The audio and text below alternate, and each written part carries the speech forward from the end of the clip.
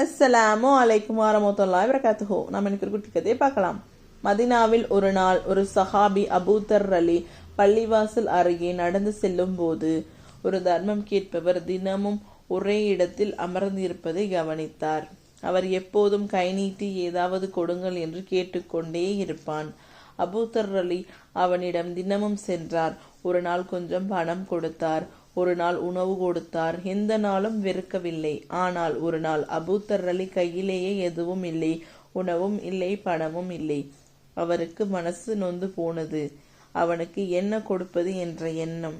பிறகு அவர் தர்மம் கேட்பவர் முன் நின்று சொன்னார், இன்று என்னிடம் எதுவும் இல்லை, ஆனால் உனக்கு ஒரு நன்மை சொல்லி கொடுக்கிறேன். நீ முடிந்தால் இன்று 2 ரக்காயத்து தொழுகை செய்துவிடு.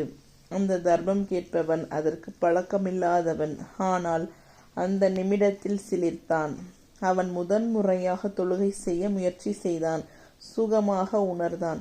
இதுவே அந்த மனிதனின் வாழ்க்கையை மாற்றியது. அவன் தர்மம் கேட்பதை நிறுத்தி பள்ளிவாசலுக்கு வர ஆரம்பித்தான். அழகான வாழ்க்கையை தொடங்கினான். அவன் பிறகு சொன்னான், எனக்கு கிடைத்த மிகப்பெரிய கொடை பணம் இல்லை, ஒரு நிமிட நசீஹத் தான் என்று சொன்னான்.